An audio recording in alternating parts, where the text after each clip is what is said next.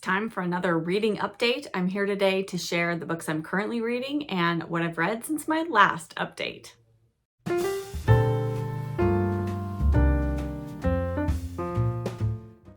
Hello book friends, I'm Jen and welcome to my reading life and welcome to another reading update video. Today I am here to share the books that I am currently reading, and then I am also going to go through all the books that I have read since my last reading update. If you missed my last reading update video, I will link it here in the cards and in the description box below, so be sure to go and check that out.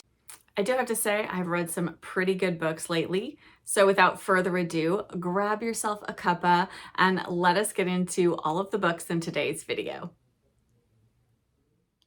First things first, I will quickly go through all of the books that I am currently reading, and I have a few on the go right now. First off, I am still working my way through 100 Happy Poems. This is edited by Jane McMorland Hunter.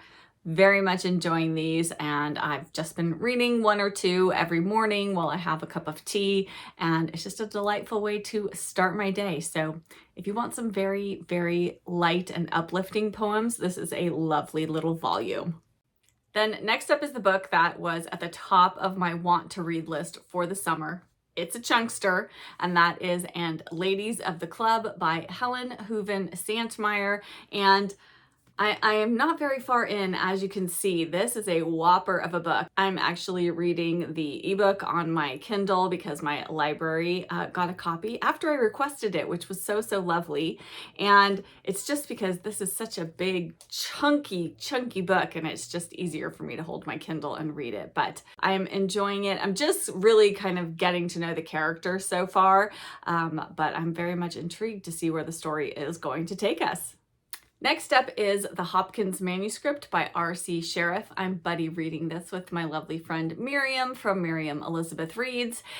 This is a sci-fi kind of speculative novel. It was written in 1939. It's set, I think it's mostly set around 1945, and it's definitely an alternate world from the one we know, and the moon is on trajectory to crash into the earth. And our main character, Edgar, he is part of this lunar society in London, and they're amongst the first to know about this phenomenon, and they have to keep it a secret for a long period of time. And we're just getting to the point where the public is about to find out what's going on, and I still don't know what's going to happen.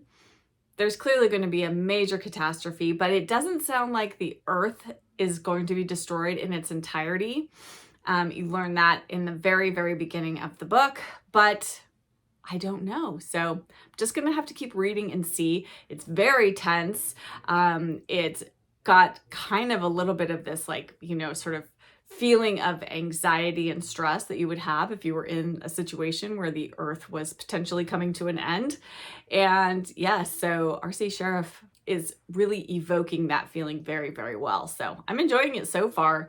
And Miriam and I are just slow reading this over the course of July. And so I'll be back in my next reading update to let you know what I think of the whole thing. And then next up is Auntie Mame by Patrick Dennis. This is our pick for July for the Cozy Reader Book Club. And I just started this yesterday, and I'm already almost 50 pages in. Just very much enjoying it so far. This is just a sort of fun romp of a book. I feel like each chapter is going to be kind of a little vignette about Patrick's experiences living with Auntie Mame. And yes, this is fictionalized, but I believe it's based on Patrick's real aunt or somebody he knew. I'm not 100% sure. But yes, I'm very much enjoying it. It's just sort of a light, frothy read, and I am here for that right now. And then lastly, for my current reads is Thimble Summer by Elizabeth Enright. I'm actually listening to the audiobook of this, which is very lovely. And I think I'm about halfway through already. I just started it this weekend, and it is just a lovely middle grade summery book. And I like our main character, Garnet. She feels very much like a real little girl, and I love that. It's got that very sort of classic middle grade feel to it. And yes, so I'm just enjoying listening to this one. Now let us get into all of the books that I have read recently. And first up, I am going to talk about the 2 books that I reread. And first up, of course, I reread The Unselected Journals of Emma M. Lyon, Volume 6 for my read-along in June. And I just love Emma. I know I say that every single time, but this is such a fantastic series. So much fun. Set in 1883, we follow Emma M. Lyon. She lives in the St. Crispian's neighborhood of London, which is not London as we know it. There is something very, very slightly maybe magical, fantastical about St. Crispian's, and we follow Emma and her friends and family and all of the shenanigans that she gets up to, and this is just such a delight of a series. And if you'd like to join in on the Emma M. Lyon read-along, you may join my Discord, and I also have a live stream at the end of each month. It's on the last Friday of the month at 4 p.m. Pacific time. And in July, of course, we will be discussing Volume 7. And after that, we only have one more volume to go. I'm going to have a big wrap-up live stream finale party. I mean, it's not the finale of the series, but it is the finale of the series as it is written so far. So we are going to have to say goodbye to Emma for a little while until Volume 9 comes out. But I would love to have you join us. And all of the information for the Emma M. Lyon read-along is in the description box below. And the second book that I reread recently was A Tree Grows in Brooklyn by Betty Smith. This is one of my favorite books from childhood, but I had not read it since I first read it when I think I was probably 11 or 12 years old. Absolutely loved my reread of this. I actually ended up listening to most of it on audio, which was so fantastic. I really loved the audiobook experience. And I read this with my lovely subscriber, Sherry. Sherry, thank you so much for reading and discussing A Tree Grows in Brooklyn with me. It was so wonderful. It was just fantastic to be back in Francie's world and to watch her grow up all over again and come of age, as they say. This is definitely one of the classic coming of age novels, and if you haven't read it, I highly recommend it. I don't want to say anything about it, just I feel like Francie is one of those characters that just gets into your heart and she just stays there with you always, and she goes through a lot of trials and tribulations, and she just does it with such grace and loveliness and realness. I think she feels like a very real person responding to the situations that she's in. So absolutely love this book. It's fantastic. And now let us get into all of the rest of the books that I have recently read. And I have to say, there wasn't a bad book in the bunch. I didn't have any DNFs. That just feels so good. It's always nice when you pick up books and you enjoy all of them. As always, I am going to go through these pretty much in the order of which I enjoyed them. And I'm going to start off with our pick for the Cozy Reader Book Club for June, which was Shady Hol by Juno Black. And this is a cozy mystery. This is the start of a series, and we follow the characters of Shady Hol, and they are anthropomorphized animals. So you do sort of have to wrap your head around that. And I had some difficulties with that at different times. That was one of the things we talked about at book club, was how do these animals do things like with their hooves or paws or what have you. But you just kind of have to suspend your disbelief for that aspect of the book. They're definitely cozy mysteries. Our main character in this is Vera Vixen. She is the fox pictured here. She is a reporter for the local newspaper, and she is on the case when a toad turns up dead, and it's not sure at first if he was murdered or not, but it turns out he was, and so Vera has to find out what is going on. She helps out the local police constable, I guess he is. The police chief is maybe not the best at his job and not all that present, but we just follow them as they solve this crime. And I thought the mystery itself was very good. I had a little bit of trouble in the beginning It felt like the writing was a little bit inconsistent, but it seemed to smooth out. So once I got over the first third of the book, then it felt like the writing really hit its stride, and I enjoyed this. And I have heard that the audiobooks are very good. So when I'm in the mood to pick up the next one, I think I'm going to try it on audio. And my next book is one that I read with my Gilded Age buddy read group, and that is The Buccaneers by Edith Wharton. This is Edith Wharton's final novel, and it is actually unfinished. And this edition that I have here was finished by Marion Mainwaring. She is an Edith Wharton scholar, and she basically took Edith Wharton's notes that she had written about how the Buccaneers was going to go forward, and she resolved the remainder of the story. Edith Wharton wrote the first, I believe, 29 chapters, and then Marion Mainwaring finished up the remainder. And then I think there are a few little pieces interjected throughout there that were written by Edith Wharton, and she sort of incorporated those into her finishing of the story. This story follows 5 young American women and their forays into finding husbands and getting married, and they're having some difficulty doing that in the States. And so one of their governesses suggests that perhaps they might want to try England, and so they do. All the ladies go over there, and then we follow what happens to each of them. We're mainly following Annabelle St. George and what happens with her and her life. She is one of the youngest in the group, and she is very much different from the other women. She's not as interested in sort of just these superfluous things like dresses and going to, you know, balls and parties and things like that. She has a mind of her own, and she has thoughts about things in the world. And I found myself very much invested in Annabelle's story. I really, really enjoyed this. I thought this was a fantastic book. I even enjoyed, you could definitely tell when Edith Wharton stops writing it and Marion Mainwaring takes over. It just felt different stylistically. It felt much more modern. But I really think she did a good job of wrapping up the story, and Edith Wharton is just such a fantastic writer and storyteller. And if you are an Edith Wharton fan, I wouldn't recommend starting with this one. If you're going to read Edith Wharton, there are definitely better books of hers to begin with. Some of her most famous, like The Age of Innocence, The House of Mirth, or Summer by Edith Wharton. I think any of those are great places to start, but save this one until you've gotten a little bit familiar with her writing style. But I definitely think this is well worth a read, and I thoroughly, thoroughly enjoyed it.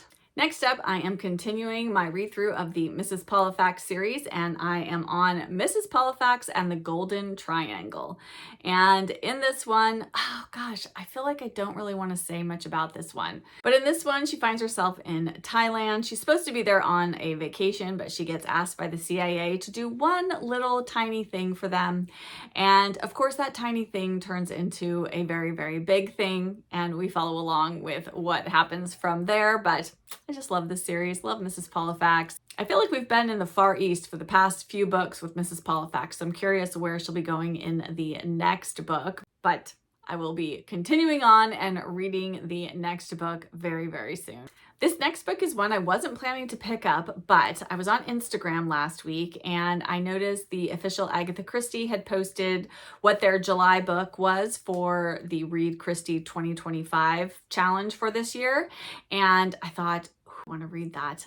I don't know why, it just was calling to me. And so I picked up Come Tell Me How You Live. This is Agatha Christie's memoir of her life on archaeological digs with her husband, Max Mallowan. And this was such a surprise to me. I don't know.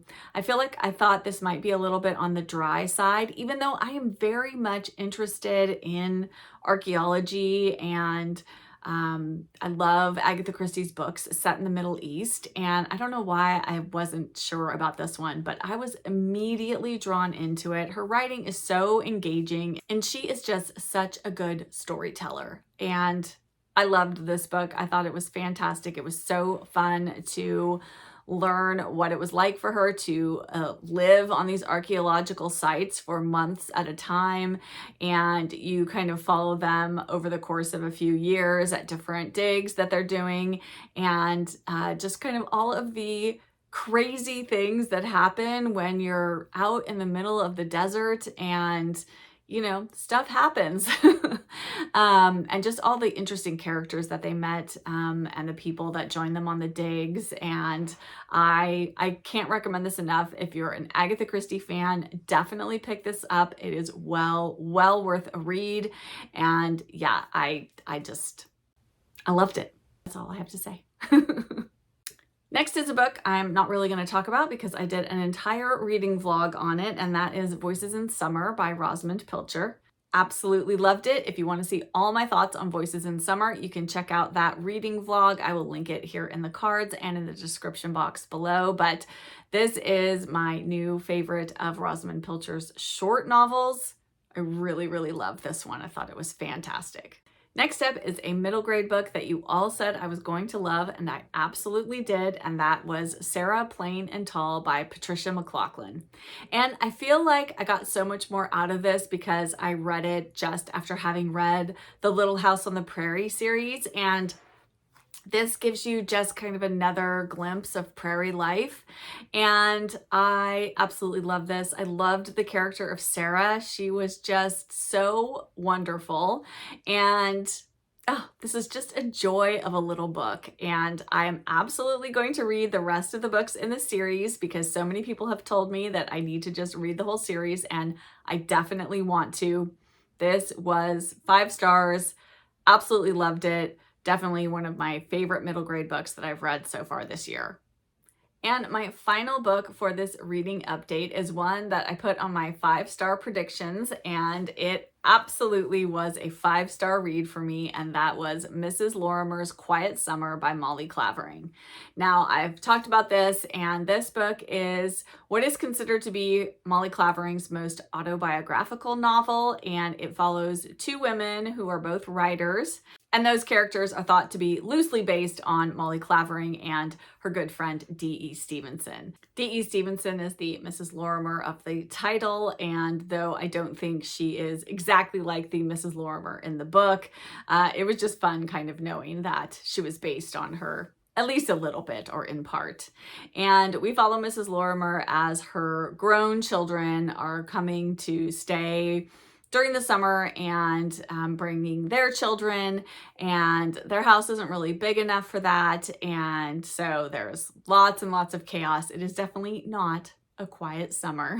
And Molly Clavering's character is Gray Douglas. She is Mrs. Lorimer's good friend who also lives in the village, and she is a spinster, and she, you know, has her own things going on, but she's definitely Mrs. Lorimer's confidant.